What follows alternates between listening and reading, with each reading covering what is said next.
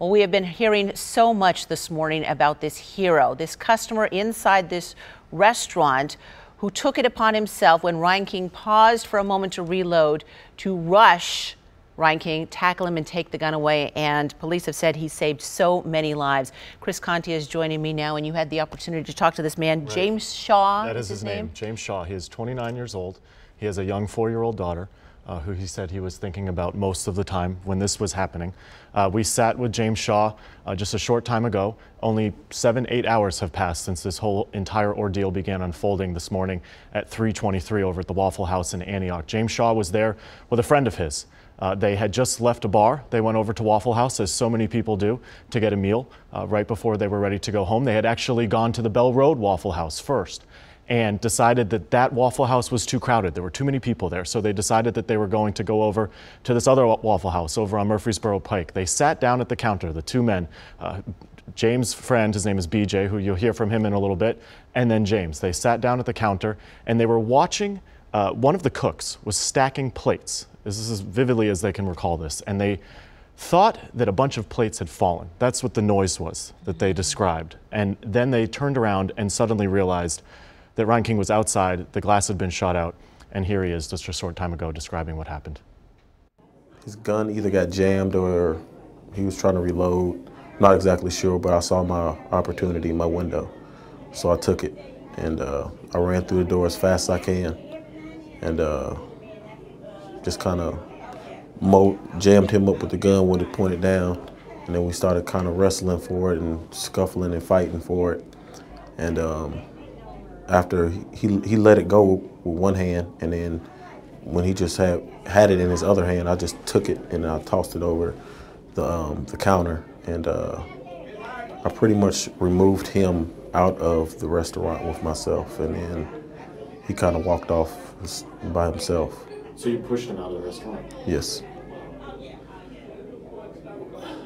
I mean, what were you thinking about as this was all happening?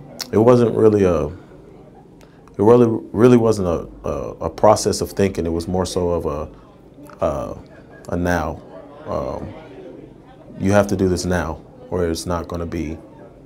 If I let him load that weapon, it wasn't going to be another window. It wasn't going to be another chance. It was pretty much like shooting fish at a barrel, because literally it was pretty much like this, a brick wall behind us, and there was nowhere to go. So that was from when you grabbed? Grabbed close to I guess the barrel of the gun.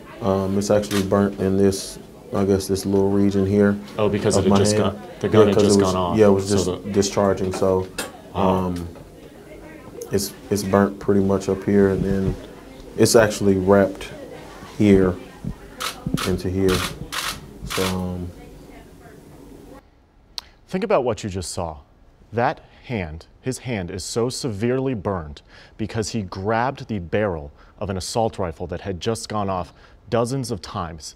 He didn't care. He grabbed that gun and he pulled it out of the hand of the man who was firing it. He saw his chance, Jennifer, and said, this is it. If I do not do this right now, all of these other people inside of the Waffle House are going to die. This is the gun that James, of course, grabbed. He grabbed the head of it there and managed to get it away from the gunman as all of this was still unfolding. Had he not done that, you can only imagine how many other people would have lost their lives this morning. And he was sitting there also talking with his friend BJ.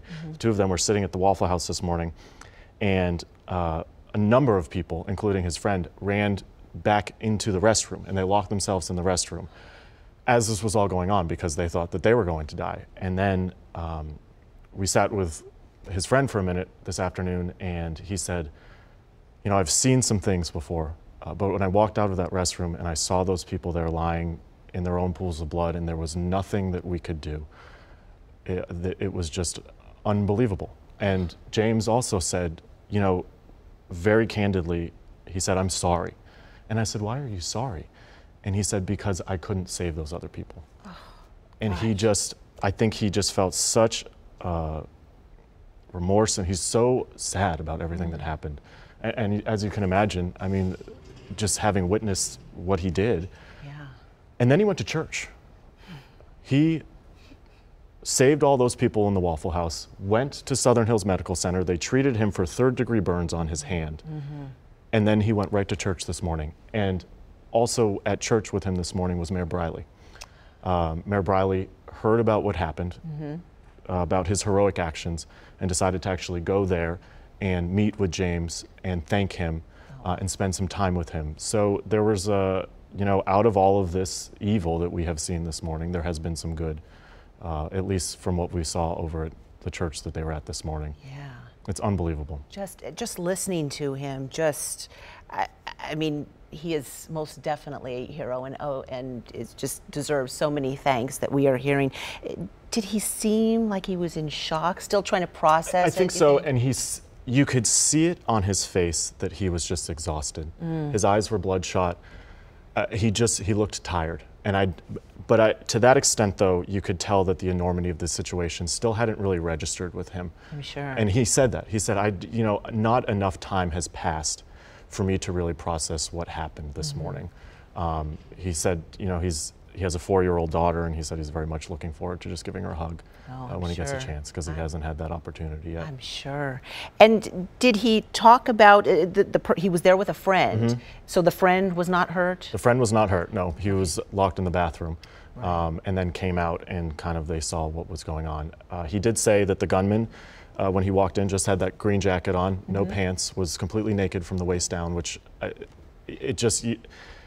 you start to think about all these different things that happened, and clearly there was something wrong. Definitely. I mean, for someone to walk into a Waffle House, you know, to do what they did, and then in that manner, you know, there was obviously just something else going on there that I don't think that we know yet. Did he talk about the gunman's demeanor? I'm sure that there was just so much going on at that moment, but did he look in his eyes? He said he was quiet, and that, you know, they first realized something was wrong when they heard the gunshots outside and then the glass shattered, and they looked, and when they turned, there was just a cloud of smoke, and it was kind of the remnants of the shots that had been fired out in the parking lot. And at that point is when he came into the building, and the rest of the people, you know, the gun went off again. Wow. Yeah, unbelievable.